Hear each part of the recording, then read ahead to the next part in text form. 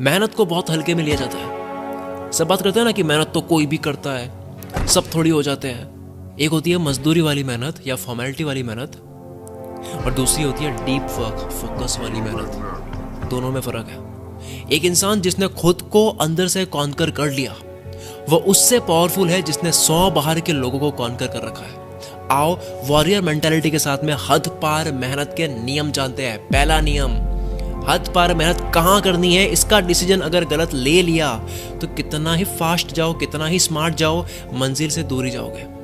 Direction speed से ज़्यादा matter करती है। हम जन्म से अब तक के लाखों डिसीजंस के टोटल बनते हैं। हर एक डिसीजन कहीं ना कहीं ले जाता है। हर एक्शन, हर विचार एक डिसीजन है। Watching this video is also kind of a decision. अब यहाँ आता है डिसीजन फटीग या पैराडॉक्स ऑफ चॉइसेस। दो डिसीजंस में फंस जाना। हद पार मेहनत क्यों नहीं होती है? आलस नहीं, डायरेक्शन। दिमाग को क्लियर कट पता हो कि क्या करना है और इससे क्या होगा, तब आप एक सेकंड नहीं रुकोगे। एक स्कूल में कंपटीशन था ड्राइंग का। सारे स्टूडेंट्स एक्साइटेड थे जिन्होंने भाग लिया। दो दोस्त थे, उन्होंने नाम लिखवाया और अगले ही दिन वो चले गए नाम रोशन करने अपना ड्राइंग करके।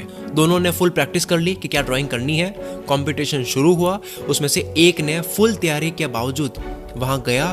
दूसरों को देख करके वो सोचने लगा कि यार ये तो क्या गजब की ड्राइंग कर रहे हैं दूसरे लोग, मैं कहाँ ये फूल पत्ती बना रहा हूँ, ये शकील तो कंपटीशन में आयरन मैन बना रहा है। बच्चा डर गया, उसने अपनी फूल पत्ती मिटाई जो वो बना रहा था। वो भी क्रिश बनाने लग गया, इंडिया का सुपर हीरो, जिसकी भाई साहब ने प्रैक्टिस नहीं करी थी।